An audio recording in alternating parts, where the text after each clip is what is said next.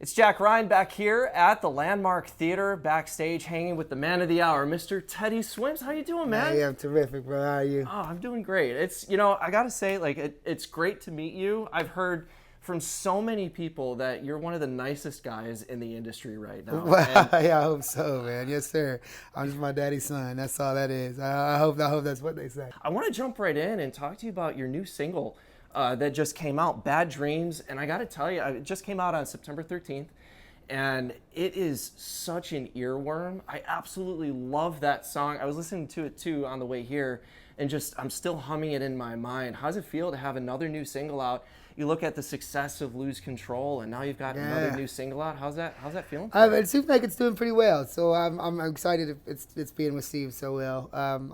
That song is real personal to me. I've struggled for as long as I can remember with nightmares and waking up all the time and like every 30 minutes sometimes, and having kind of a fear of sleep sometimes. And I think I've recently been in a relationship with someone too that has really helped me through that. You know, she's such a health nerd too, and is like so patient with waking up every 20 minutes with me, and it's like, here, take some magnesium before you here's some holy basil to get some better sleep, and it's just such a holistic person, and kind of holds me, and just I calm down, we talk about things, and has inspired me to try to write these things down as much as I can remember to anyway. And it's been a really big healing thing for me. I think I just struggle with my mind always turning off. It's always like with this life, it's just brains on and doesn't want to shut off. And so it's grateful to be able to share those feelings with people, and feel validated and supported in that way. And I hope that it can help somebody going through the same situations. Yeah, definitely. I can see how that would resonate with so many people. And I think one of the common themes that I've noticed in your songwriting, I mean, step back a little bit here. You started doing a lot of covers, which got such huge noticing on social media. And now that you've been transitioning into doing your own original stuff, how do you go with that transition from going from covers into writing your own original music? Of course, having like the best people and my team and crew that helps me kind of write those songs. There was definitely a fear of originally, like, when you're covering some of the best songs ever, and being lucky enough to get recognized for that.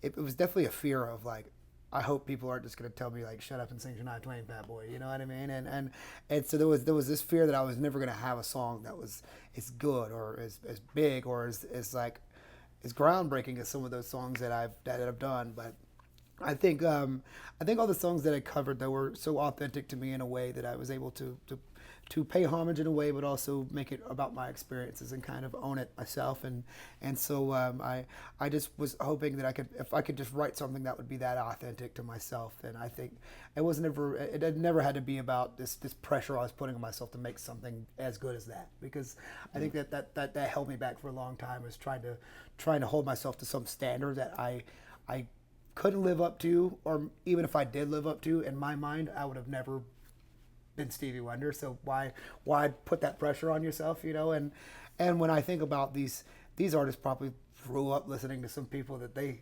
also had in their mind that I'll never be that, And so I'm grateful to see that it's turned into what it's turned into, and just by letting go of that comparing yourself constantly to the people you look up, or anybody at all. It can be such a crutch to compare yourself to someone and be fearful of what you're doing. And I'm grateful to have had the people around me to just like say, this is good, just go for it. Say what's honest to you and be authentic, and don't try to write something because it's good, or don't try to write something because it's relatable. Just do what feels right in your brain. And there's room for everybody, and you're going to find your tribe by speaking your truth. And I think the more time goes on, the more I learn that daily, I noticed the Teddy tattoo right here. Did that come before the Teddy name or after? No, I actually just got it in Australia. So Cool. There's this sweet girl, I call her Lazi, Lauren Windsor. She's a tattoo artist out there, and we're dear friends. And we did this interview together, and there's these things kind of like our Teddy Grahams in America. They're called Tiny Teddies out there, and they're like kind of, they get a couple different flavors. And so she was like, I would like to give you the real Australian tattoo, so I got you. I wanted to do a tiny Teddy on you, and so I told her to do it on my face, and she, of course, like kind of put the little crocodile Dundee kind of hat on him too to make it super Australian. And so I said, what better place to put him than my love for Australia and tiny Teddies. So well, it's definitely one place I've always wanted to go to. I'm sure it sounds like it was amazing. Now, talking about your styles, I mean, soul comes out so much in the music you put out, but you also have a blend of some other amazing sounds like R&B. You've got pop. You've got a little bit of country in there. My question is, how do you balance in your original music? How do you balance between all of those different styles and then putting them into the songs that you create? I think whatever falls out of you naturally is the way to, because there's been so many times in my life too where I used to do this to myself all the time, where we'd write something and it'd be like, oh, this is too country, or maybe this is too rock, or maybe this is too R&B, or this is too this or that, and I find that the worst thing you can do to the creative act, it's like when you're like writing a song and you feel like everybody's feeling this thing in the room bubbling and it's all coming together and it's falling into place and it feels amazing.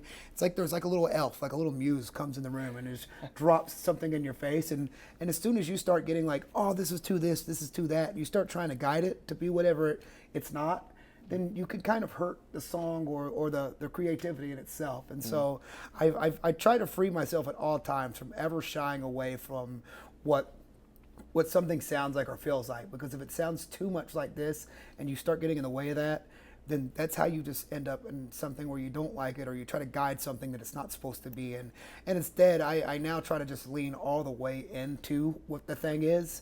If we're writing something and it feels like it's too country, I'm like, well, let's lean all the way in. Let's throw everything that we can to make it super country. And then from there, we can always pull back and dial back, because I know one thing's for sure. There's nothing like a great top line. When you have a beautiful vocal and a beautiful sentiment and the song is written, then there's a million ways to skin that cat, you know what I mean? So we can reproduce it in a million different ways. But if I could play it with just a piano or an acoustic guitar or something, and it sounds like a beautiful song, then the song is foolproof. And so it's just about finding the